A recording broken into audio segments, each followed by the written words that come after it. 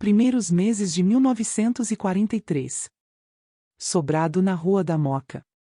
Em janeiro de 1943, acontece uma conferência em Casablanca, no Marrocos, onde o presidente americano Roosevelt e o primeiro-ministro britânico Churchill decidem iniciar uma ofensiva dos aliados contra as forças do eixo. Em seguida, Roosevelt vem ao Brasil e desce em Natal, para se encontrar com Getúlio Vargas. Uma das intenções do americano é que o Brasil seja um aliado no continente, visto que os vizinhos Chile e Argentina não aceitam essa posição. Getúlio e Roosevelt são fotografados em um jipe, ambos com roupas muito parecidas e usando chapéu Panamá, vistoriando a base militar de Natal.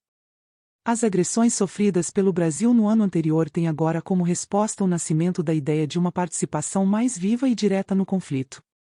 Enviar tropas brasileiras para a guerra passa a ser uma questão de brio nacional.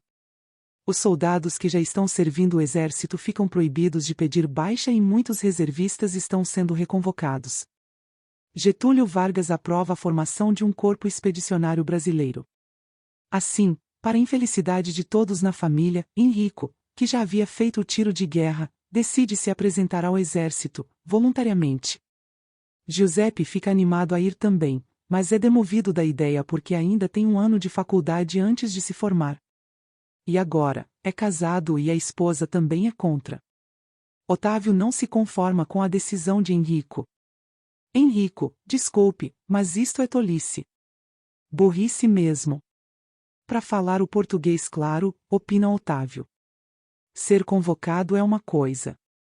Mas se oferecer? Você não quer ser um soldado, quer ser um engenheiro. O exército não vai ajudá-lo nisso. Ouça seu irmão, meu filho. Por favor. Pede Gioconda.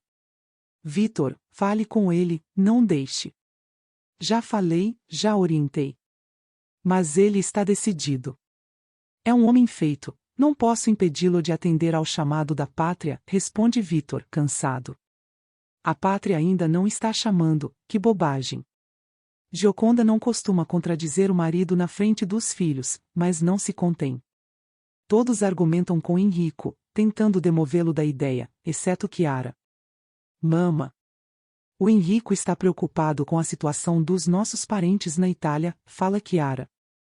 Ele teme por nossas primas, indefesas, moças pobres, desamparadas. Ainda mais agora que o tio Antônio está pobre, sem posses. O esforço de guerra acabou com tudo, até com o crédito do tio, que era o mais importante para ele. E daí? Ir para o exército não significa que ele vai para a Itália. Insiste Gioconda. O que todos estão dizendo é que, se o Brasil enviar tropas para a guerra, será para a África. Não, mama, fala Giuseppe. Os aliados já estão retomando o norte da África, sem a nossa ajuda. Sim, explica Otávio. Mas isso não significa que tropas nossas iriam necessariamente para a Itália. Não é garantido. Henrico, se está pensando que pode entrar em contato com nossos parentes, então desista. Essa é uma hipótese muito remota. Pensei que você fosse mais inteligente, Henrico, comenta Lorenzo. Apesar de toda a pressão que a família exerce sobre ele, Henrico permanece firme em seu propósito. Ele continua calado, quieto e calmo, e de fato se alista. No dia seguinte, seguirá para o quartel do Parque Dom Pedro II. Mais tarde, Giuseppe vai até o quarto do irmão, que está arrumando uma maleta. O Otávio está bravo com você, Henrico, fala Giuseppe. Eu sei. Ele teme por mim. Não queria que eu fosse aquartelado. Diga a verdade. Você está fazendo isso porque sabe que existe uma lei que proíbe o exército de enviar dois irmãos para um conflito fora do país? Isto também, embora eu não tenha certeza se essa lei está em vigor. De qualquer forma, se alguém tiver que ir, que seja eu.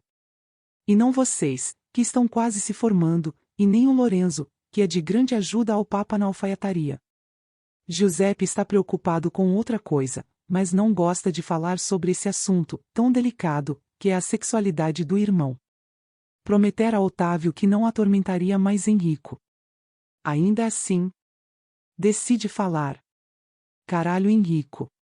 Veja se guarda bem o seu segredo lá no quartel, tá?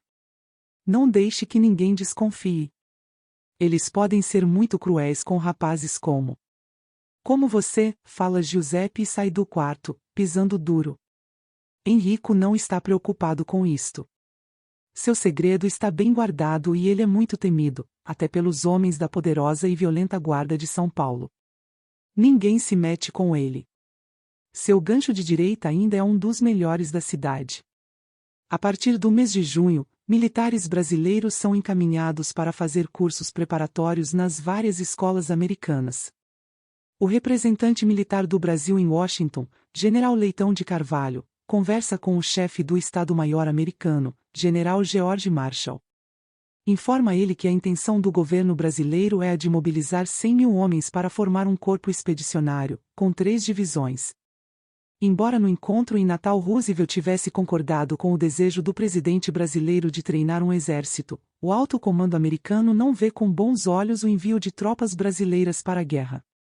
Existem fortes desconfianças de que a ideia não passa de um ardil de Getúlio Vargas para atender à demanda de seus próprios comandantes militares, alguns claramente pró-Alemanha, apenas para aparelhar o exército e manter sua ditadura.